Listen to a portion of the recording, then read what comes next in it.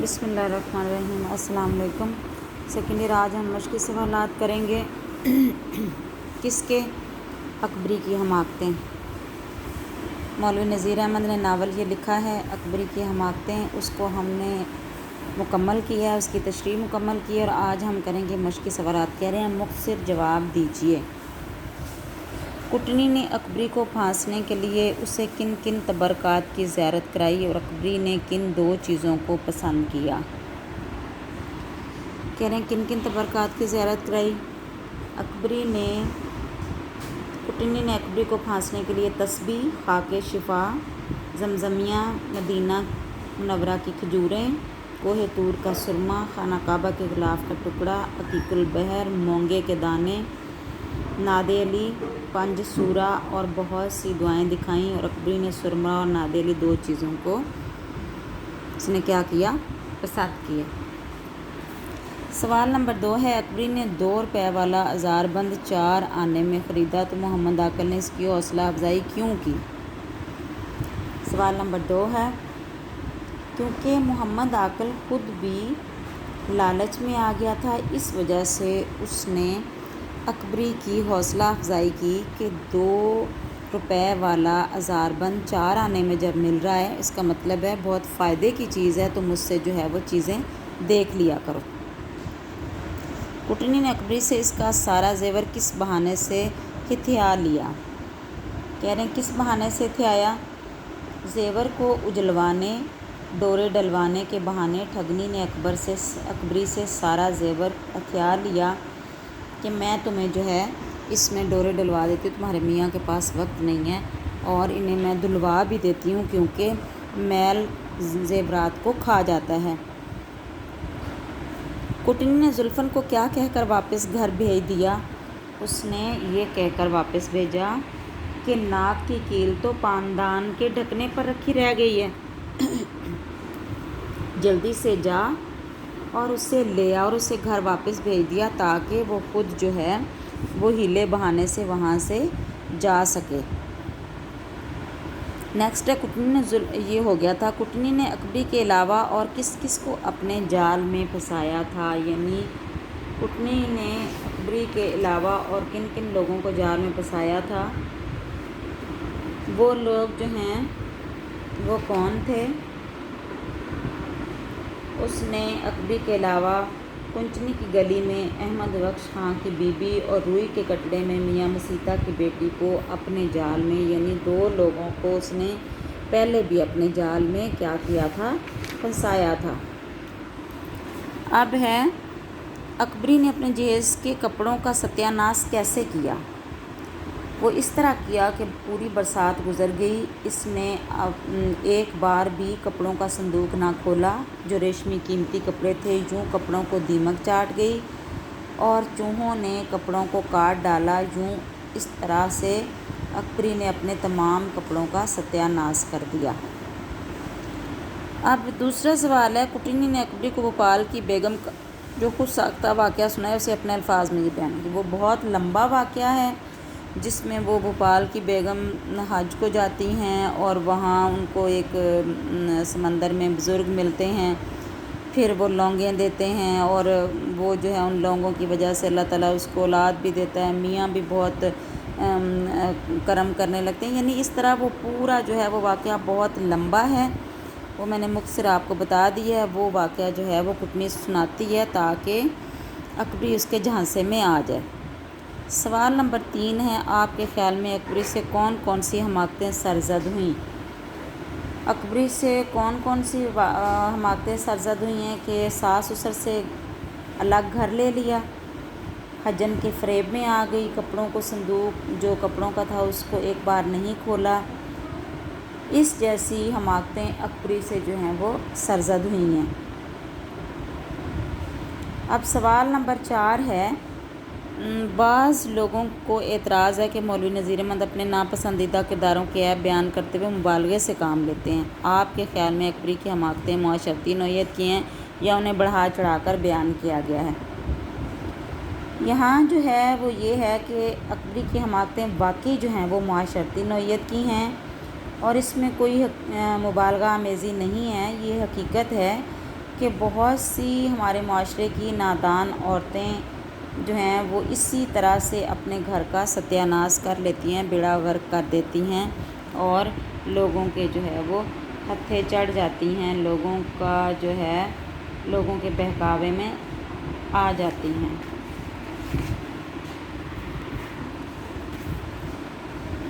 خلاصہ ہے وہ آپ نے خود ہی جو ہے وہ کرنا ہے۔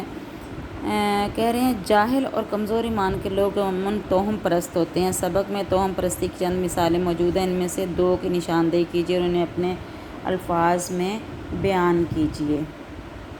کہ توہم پرستی کی جو ہیں وہ مثالیں ہیں، ایک تو یہ مثال ہے کہ سفر حج میں جہاز جب کوئی حبشہ پر پہنچا تو بیگم 5 عورتوں کو لے کر وہاں فقیر کے پاس پہنچی، بیگم کو تعویذ کے طور پر 12 لونگیں دیں، اور پھر اس سے جو ہے وہ کیا ہوا، اس کی تاثیر سے بیگم کا شوہر جو ہے وہ ان سے محبت کرنے لگا اور ان کے 4 بیٹے بھی ہوئے۔ دوسری مثال وہ 2 لونگ ہیں جو حجن نے اکبری کو دیے۔ اکبری کا خیال تھا کہ ان لونگوں کی وجہ سے محمد عاقل جو ہے وہ کیا ہے، وہ اس کی ہر بات ماننے لگا ہے۔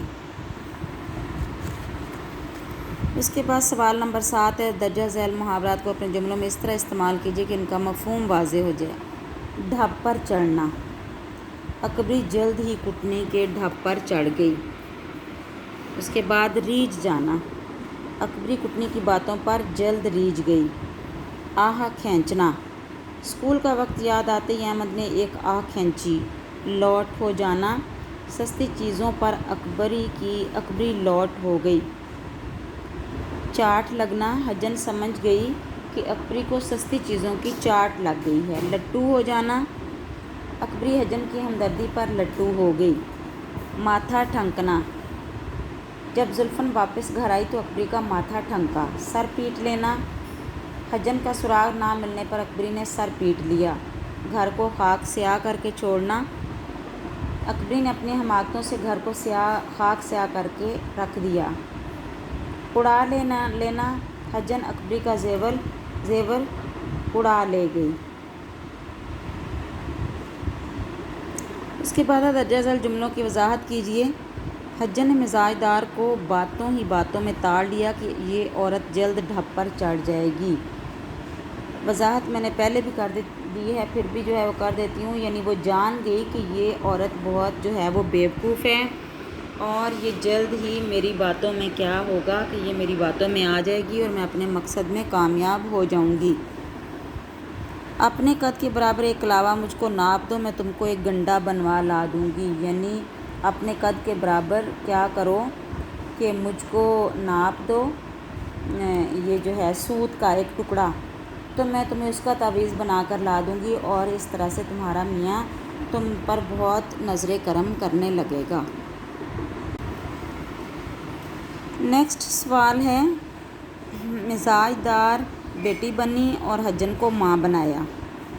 یعنی اب کیا ہوا کہ مزاج دار حجن پر جو ہے وہ فریفتہ ہو گئی تھی اور اپنا تعلق مضبوط کرنے کے لیے اکبری نے حجن کو اپنی ماں بنا لیا اور خود حجن کی بیٹی بن گئی، اور اس طرح سے جو ہے وہ یہ ایک مضبوط رشتہ بنا کر اس نے جو ہے وہ اپنا فائدہ اس نے نکالنا چاہا اور اس نے جو ہے وہ لوٹنے کا بہانہ بنا لیا۔ کہیں کی بہتی بہاتی مہینے بھر سے کرائے پر آ کر رہی تھی۔ اب جب اس کے محجے اس نے بتایا تھا کہ کہاں رہتی ہے تو ادھر جو ہے وہ پتہ کرایا گیا، تو انہوں نے کہا کہیں سے جو ہے وہ چلتی پھرتی آئی تھی اور 1 مہینے کے لیے رہی اور اب 4 دن ہو گئے یہاں سے مکان چھوڑ کر چلی گئی ہے۔ حجن کا سراغ نہ ملا پر نہ ملا، یعنی بہت ڈھونڈا، پولیس کو بھی اطلاع دی، مگر وہ تو کٹنی تھی، ٹھگنی تھی اور ٹھگ کر جو ہے وہ اپنا ٹھکانہ بدل کر چلی گئی۔ بھلا اس کا سراغ کہاں ملنا تھا؟ ایسے لوگوں کا سراغ کہاں ملتا ہے؟ ایک ہی برس میں ہاتھ کان سے ننگی رہ گئی، یعنی کیا ہوا کہ 1 سال کے اندر اندر ہی اپنا سارا جو ہے مال اسباب لٹا کر اور زیور جو ہیں ان سے بھی محروم ہو گئی اپنی بیوقوفی کی وجہ سے اکبری۔ نامہ سوال یہ تشریح کا ہے، درجہ ذیل اقتباسات کی سیاق و سباق کے حوالے سے تشریح کیجیے۔ تو تشریح ہو چکی ہے، دونوں جو ہے بہت تفصیل کے ساتھ میں نے کروا دی ہیں، یہ پیراگراف اس سبق میں سے جو ہے وہ لیے گئے ہیں۔ تو اب جو ہے کیا ہے کہ مطابقت جو ہے اس کا بتایا ہوا کہ مطابقت کیا ہے.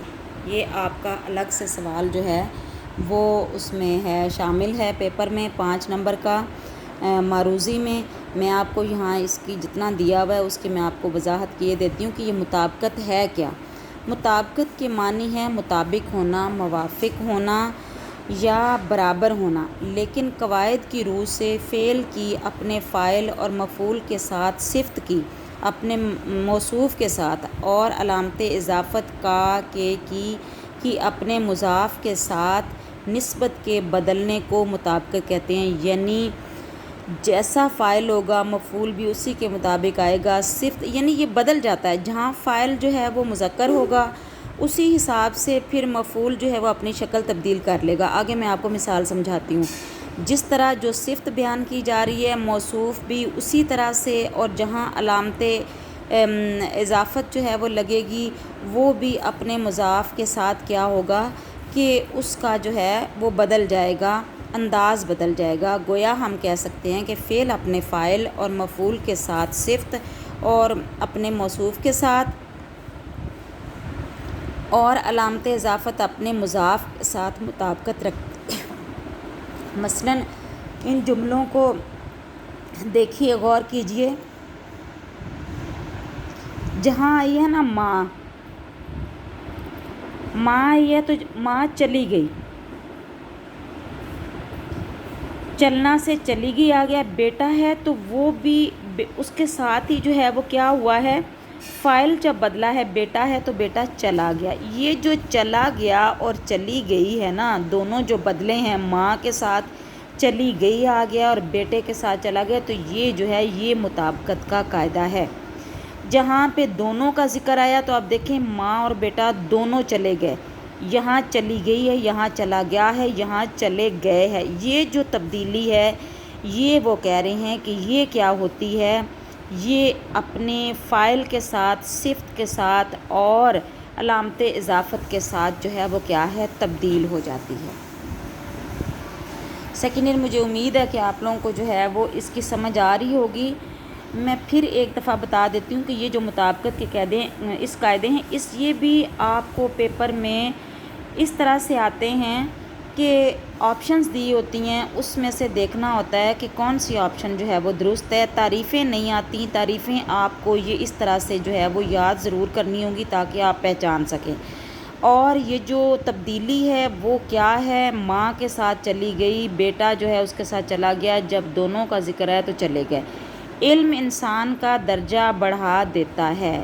علم اب جو کا ہے نا درجہ بڑھا دیتا ہے، یعنی یہ دیتا ہے آ گیا ہے، اور یہاں پہ علم اور دو جب آگے ہیں نا، یہاں پہ صفت جو ہے وہ ایک تھی تو اس کے ساتھ بڑھا دیتا ہے آ گیا ہے.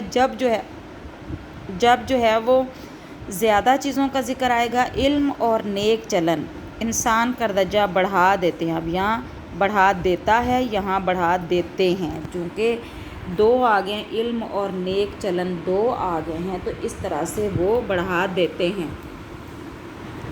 نیکسٹ دیکھیں، لڑکی نے پانی پیا. لڑکی نے پانی پیا، لڑکے نے کہانی پڑھی.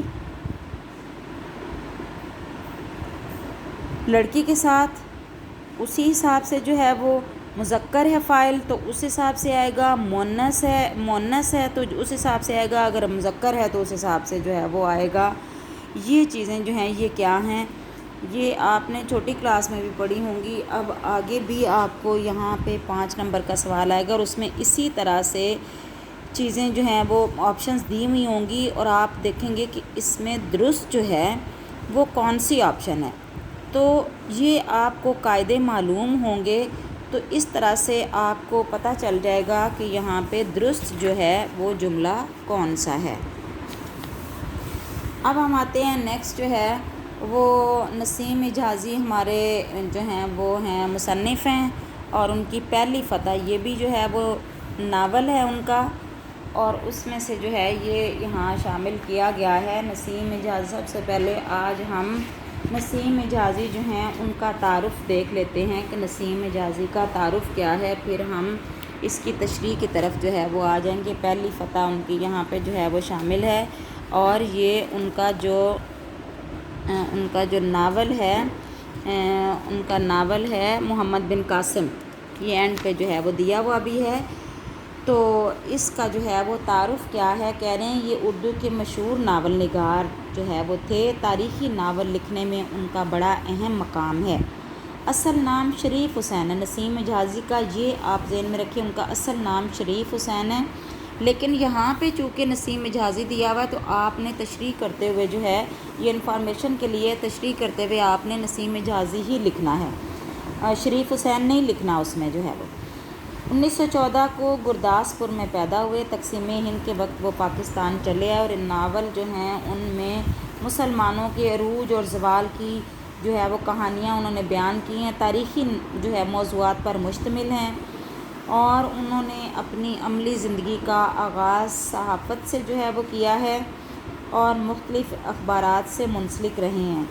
ان کی جو مشہور تصانیف ہیں ان کے بارے میں آپ کو بتاتی چلوں: خاک اور خون، یوسف بن تاشفین، آخری چٹان، آخری معرکہ، اندھیری رات کے مسافر، اور تلوار ٹوٹ گئی، اور آخری چٹان آپ کی مشہور جو ہیں وہ کیا ہیں، آخری چٹان پہلے بھی آ چکی تھے، یہ جو ہے یہ مشہور ان کی تصانیف ہیں۔ تو انشاءاللہ اب ہم نیکسٹ لیکچر میں پھر ان کی جو ہے وہ تشریح، پہلی فتح جو ہے اس کو پڑھیں گے اور اس کی جو ہے وہ تشریح کریں گے۔ اللہ حافظ۔